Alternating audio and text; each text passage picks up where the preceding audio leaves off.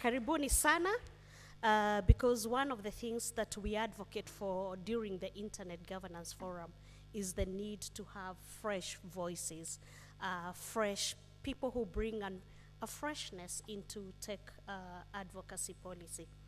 So on behalf our distinguished guests, partners, colleagues, ladies and gentlemen, on behalf of the Kenya ICT Action Network, KICTANet, I wish to extend a warm welcome to the 18th edition of the Kenya Internet Governance Forum. I think you need to applaud us, 18th year, without a break, and consistently pushing for these conversations. So Kenya was actually the first African country. Was it not even the first national country to hold an Internet Governance Forum? So KICTANet has consistently convened the Kenya Internet Governance Forum together with other partners. And so this is the 18th year. So today marks a significant moment as we convene the Kenya IGF, a key event within the inaugural Africa Tech Policy Summit, AFTPS week here in Nairobi. First, let me say something about KICTANet, especially for those of you who are participating for the first time. We are a multi-stakeholder think tank for ICT policy and regulation. Our network acts as a catalyst for reform in the ICT sector, guided by 4 pillars. 1, policy advocacy, stakeholder engagement, capacity building, and research. Our mission is to promote an enabling environment in ICT sector that is robust, open, accessible, and right-based through multi-stakeholderism. If you look into any tech policy in this country, you will hear the voice of KICTANet, because at KICTANet, we recognize the need for regulation to allow us operate in a way that we don't kill each other, but regulation that is balanced with our rights as provided for in the Bill of Rights in our Constitution. We also recognize the need for regulation, but regulation that must reflect public interest. And so the Kenya IGF is an open and inclusive multi-stakeholder forum for discussing public policy issues related to key internet governance, such as its sustainability, robustness, security, stability, and development. The purpose of our IGF is to maximize the opportunity for people to contribute openly in a way that is honest, and to build the capacity for internet governance. The outcomes of the Kenya Internet Governance feed into regional and global IGF discussions. And within this week, on Friday, we are also hosting the East Africa Internet Governance Forum. It's our turn in the region to do that, and we look forward to as many of you participating. So this year, we are proud to host the Kenya Internet Governance Forum as a key event within the inaugural Africa Tech Policy Summit. KICTANet is hosting this week-long summit to bring together diverse stakeholders from across Africa to promote the harmonization of tech policies. The theme of this 18th edition is Tech for Human Development, Policy Innovation, and Inclusive Governance. So the theme is deeply aligned with the spirit of Kenya Constitution, which places public participation at the center of Kenya values. It allows us to explore critical areas like championing homegrown solutions, creating an ecosystem for AI and emerging technologies, bridging digital access gaps, and harmonizing tech policies for inclusive growth. The Internet Governance Forums and the Africa Tech Policy Summit are essential spaces where these critical conversations must happen. The collaborative multi-stakeholder model is key to the Internet's continued growth and success, and underpins the effective Internet governance by enabling diverse groups to co-create policy frameworks that balance economic growth with human rights protections. So this forum today is an opportunity for us to reflect on the future the unimagined, and how well prepared we are for it.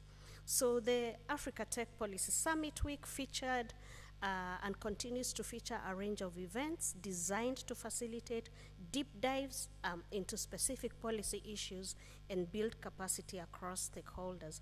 I just want to outline some of the events that we have convened as part of the Africa Tech Policy Summit.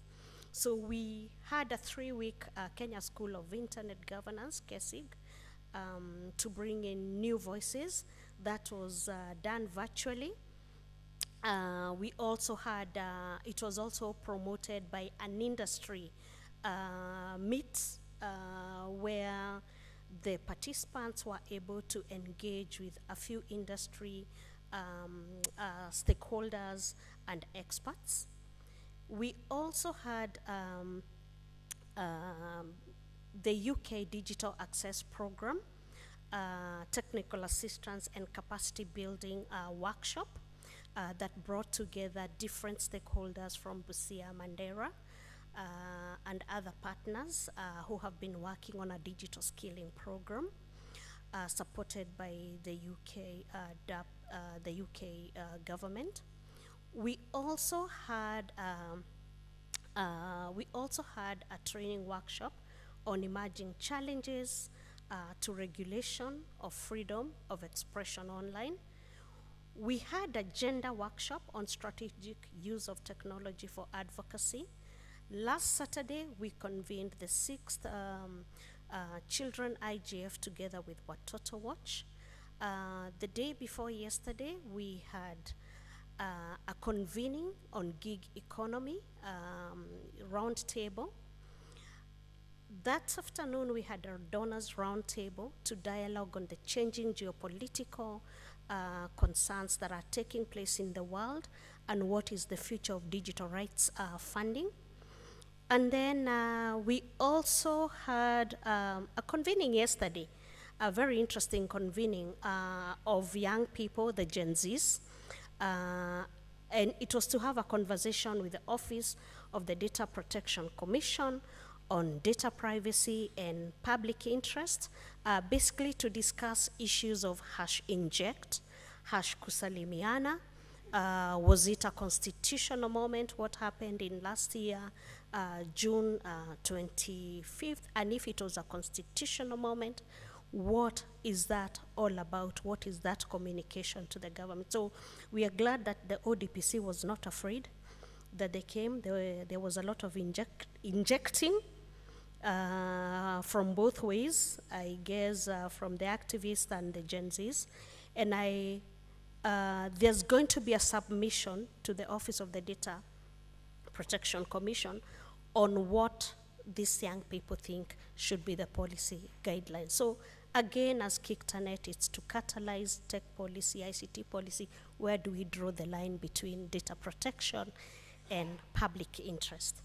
And then, so today, then we have the Kenya IGF.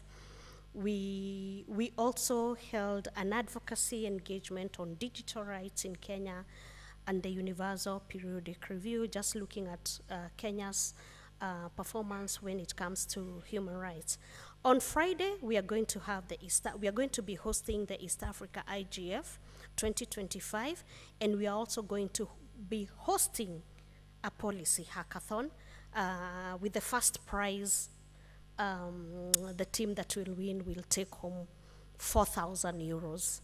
The second team will take home 3,000 euros. So tunawambia, I am looking at this side. If you have not put in that application as a team, Janjarukeni, I can see there's an incentive. So I think there's Nyakundi at the table. You can always engage him and find out how you can participate. So the overall aim, as you can see, of the Africa Tech Policy Summit and the Kenya IGF within it is to generate actionable recommendations for harmonizing tech policies across Africa, foster partnerships, and identify pathways for supporting innovation and inclusive digital transformation. So key outputs from this forum will contribute significantly to the region and global discussions. We wish to express our gratitude to all of you for being here and for your commitment to shaping Kenya's digital future. Your time and contributions are invaluable. We also extend sincere thanks to our sponsors and partners for their crucial support in making this event possible. You do know that things have changed. Trump has affected the way event funding is happening, and so we are really grateful, and we sincerely thank the UK government, the Digital Access Program, for being the event sponsor, and not just being the event sponsor, but also supporting our other programs. We are grateful to GIZ, the Digital Transformative Center, to Meta Platforms, to Safaricom, to Communications Authority, to the Association of Progressive Communicators, to CIPESA, to ICANN, to Mzalendo, to Media Council of Kenya, to KENIC, TESPOC, Paradigm Initiative in Nigeria, Internet Governance Support Program, EU, Can Safe Spaces and KICTANet projects, the Internet Society Foundation, especially for supporting travel of East Africans to come here on Friday. And then we have our Belva Digital that has been doing all the comms that you have been getting. And we also have KiCTANet, our connectivity partner. At KiCTANet, we also promote those, partners that have not been heard. And we are grateful that KiCTANet is actually one of providing the connectivity. So we look forward to honest, stimulating conversations that will capture ideas to guide us towards a future where we achieve tech for human development, policy innovation, and inclusive governance. Asanteni sana na karibuni sana.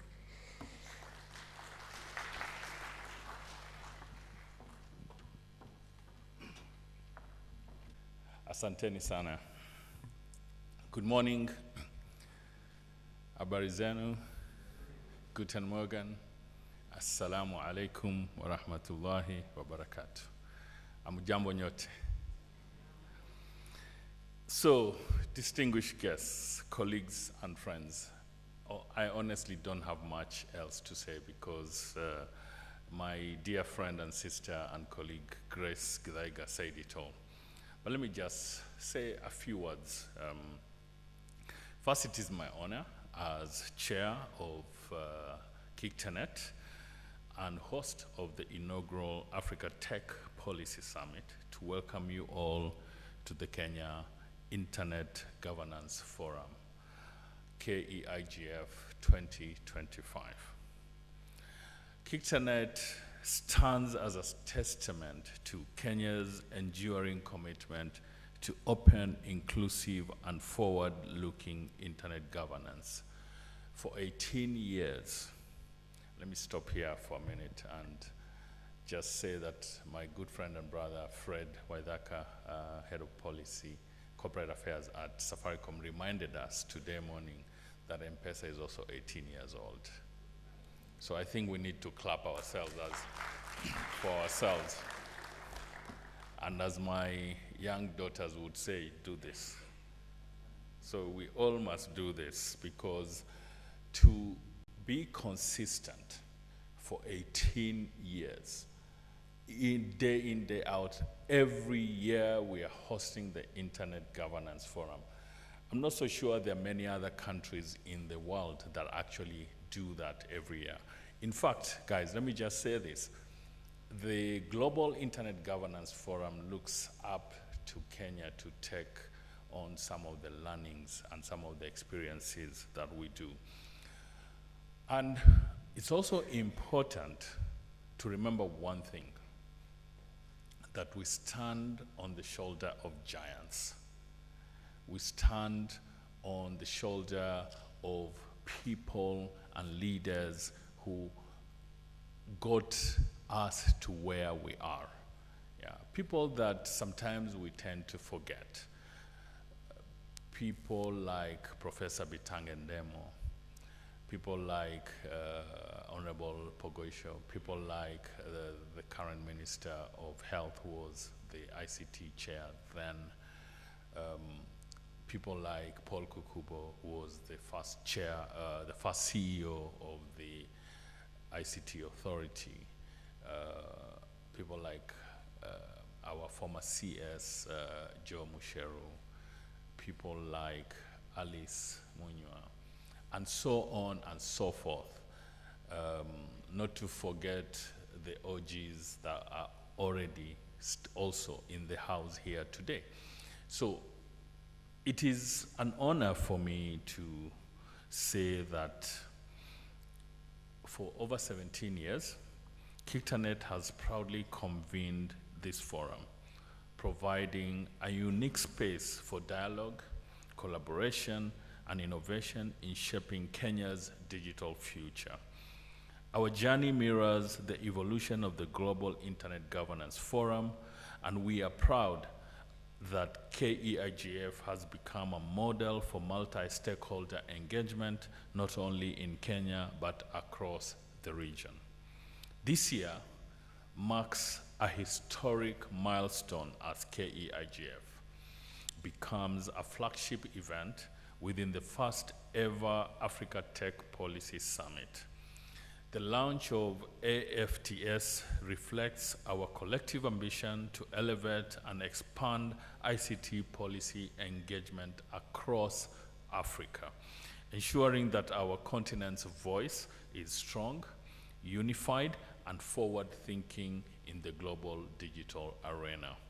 I wish to extend my deepest gratitude to the multi-stakeholder advisory group, the KEIGF chairperson, and the secretariat.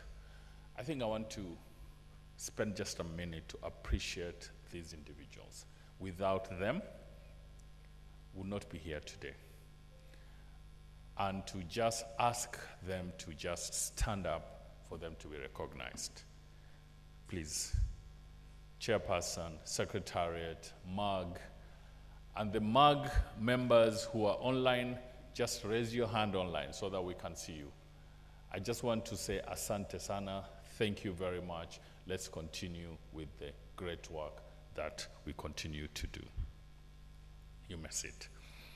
Your exemplary work, dedication, and vision have been instrumental in making this forum a success year after year.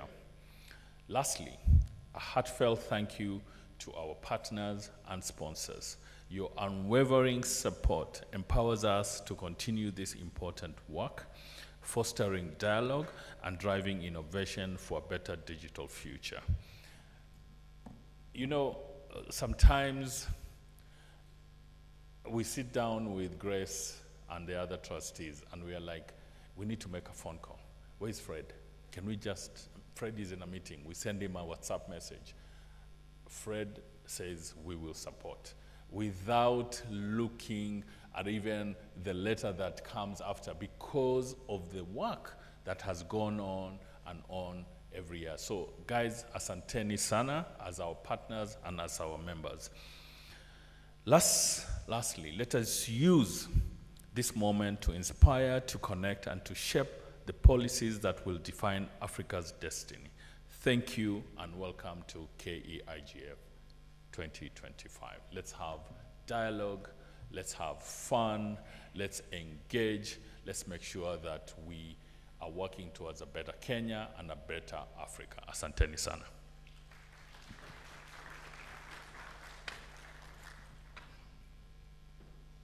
Ladies and gentlemen, good morning. I've already been introduced, but that is not really what I am. I think is it Kuchocha? Gigi, say that it's Chocha. Okay. Ladies and gentlemen, all protocols observed. My name is Charles Juma. I work for the UK government, the British High Commission in Nairobi. I'm honored to address you today at this Kenya Internet Governance Forum of 2025 with the theme Tech for Human Development, Policy, Innovation, and Inclusive Governance. As you gather here today, it's crucial that we reflect on the importance of leveraging technology for the betterment of business, government, society, and the advancement of human development. Special thanks to KICTANet for the opportunity and for the good work engaging multiple stakeholders. And as Gigi has previously indicated, this has been a long journey spanning over 18 years. Makofi kwa KICTANet. As the United Kingdom, we have made significant strides in utilizing technology to drive human development through our Digital Access Program, as well as our Digital Development Strategy 2024-2030. And these initiatives have focused on creating policies that promote innovation, inclusive governance, aiming to bridge the digital divide and ensure that everyone has access to benefits of the digital age. In the UK Digital Development Strategy, which I would encourage you to have a look at, it was launched in 2024, has focused on 4 thematic areas, or objectives for that matter. So we aim to transform the economy, government, and society using digital means. We would like to promote inclusion of all using technology, and we would also like to ensure that all this is being done in a responsible fashion, and therefore matters cyber hygiene, cyber security must be at the center of all this, as well as digital sustainability. As we all know, technology has also become a contributor of global environmental issues, and therefore we have to do this in a sustainable fashion.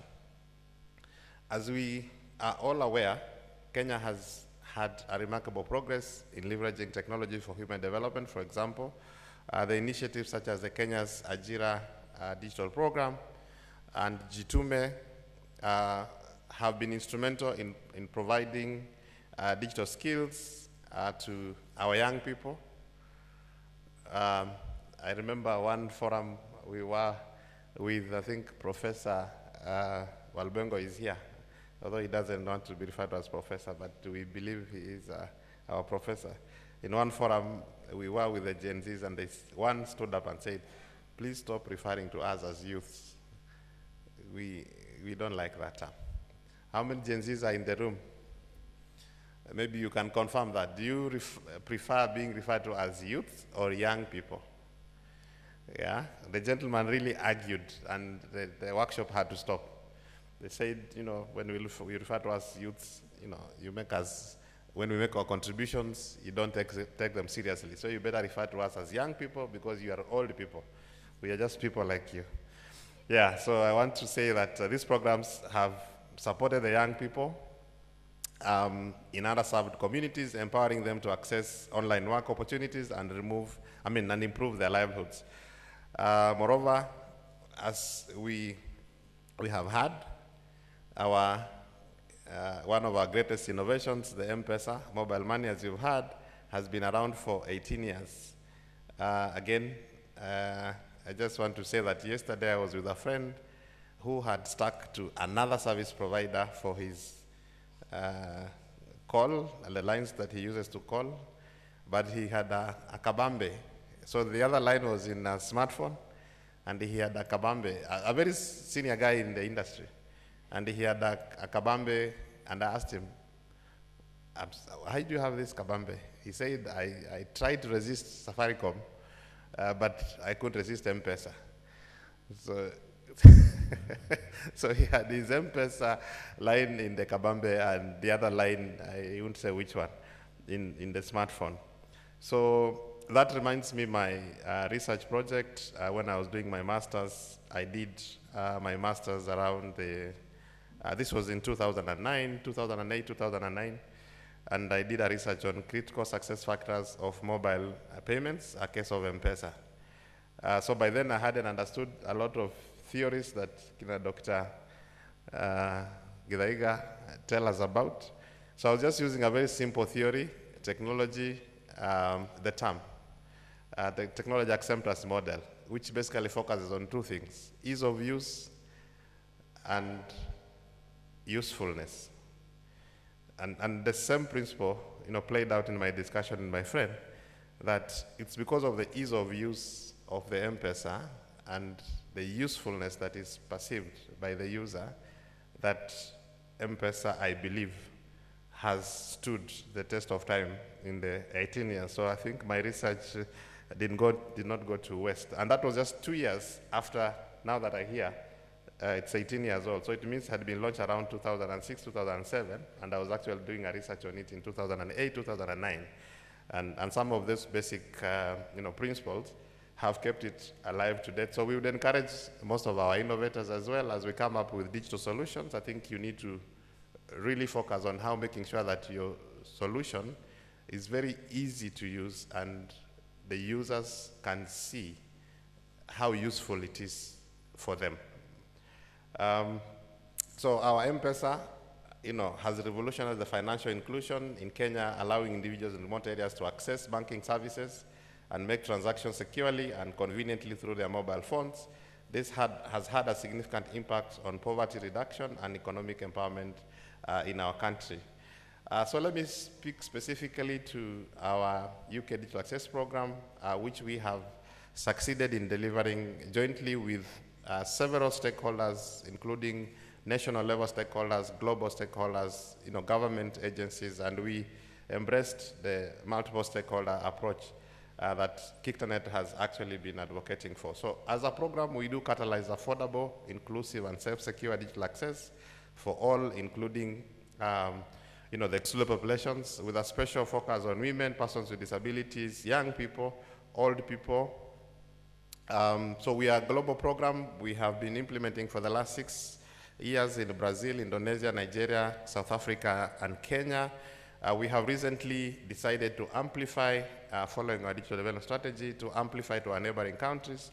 So we have started to amplify some of our successful models to neighboring countries, and a case in point is a project we have just started our UK government last financial year, which ended in March in Uganda.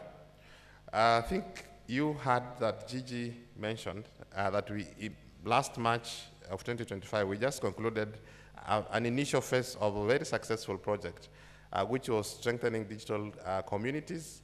And in that project, KICTANet was our lead implementing partner, and thanks to KICTANet for the good work. The project was delivered in Mandera and Busia, and the project managed to reach over 10,000 young people with basic digital literacy, and we dubbed them as community digital champions. And these digital champions were able to deliver foundational digital literacy skills to over 600,000 citizens in their rural places. This allowed us to get a national tally of Kenyans who have accessed foundational digital literacy skills through our program to 760,000, because we had previously done 160, and KICTANet has helped us to do another 600,000. Digital inclusion models, generally, last mile connectivity, content, skills, that helped us to reach over 6.5 million through, awareness creation, sensitization, and this brought our national tally to about 11.5 million, because we had already done about 5 million before this project with KICTANet. And within that project, we were able to create over about 6,500 digital or digital-enabled jobs for our young people. The project was officiated here. The project was the dissemination and sustainability planning workshop was officiated here by Honorable William Kabogo on April 10th of 2025, almost a month ago. The second phase of the project is being implemented in 4 other counties of Wajir, Garissa, Elgeyo Marakwet, and Turkana through another delivery partner, the African Center for Women in ICT. And in that project, we aim to reach 5,000 young people as community digital champions, and we expect these young people to be able to cascade foundational digital literacy skills to over 200,000 citizens that include women, persons with disability, and old citizens. We're also doing some work around digital sustainability, supporting studies around how can we deliver ICT in a more sustainable fashion. Our latest track has been around artificial intelligence, ecosystem strengthening, and institutional strengthening. In collaboration with the Ministry of IC and DE and the Tech Envoy's office, we have managed to prepare or have in place an AI statement of principles that is leading to the AI policy framework for Kenya. We have supported AI standards through Kenya Bureau of Standards. We collaborated with other partners in the development of the AI strategy, as well as AI policy development roadmap. So with respect to UK-Kenya institutional strengthening around AI, artificial intelligence, we had 12 use cases of AI that was tested and are now ready to scale, and we were happy to, push this out to other stakeholders to scale, and these use cases cut across different areas, including health, government services, policy, digital literacy and inclusion, public policy, judiciary, national statistics, data quality, among others.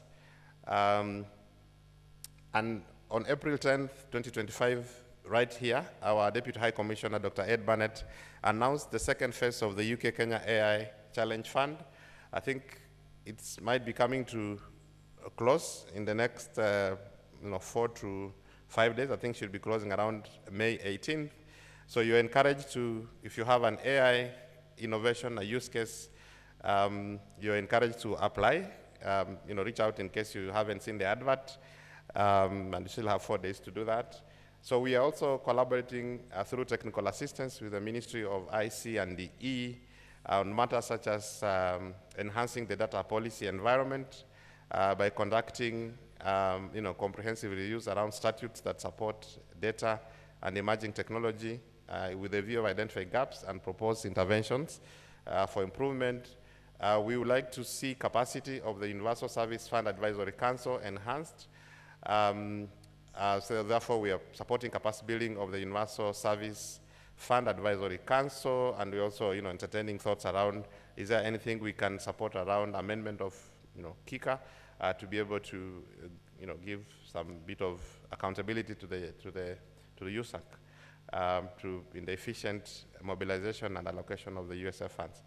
Yeah, I've already talked about AI stuff, as well as we have supported the digital literacy skills curriculum through ICT Authority, which covers areas such as foundational, basic, intermediate, and advanced skills. We are hoping that this curriculum may be launched maybe during the Connected Summit that is coming up in the next few weeks in the end.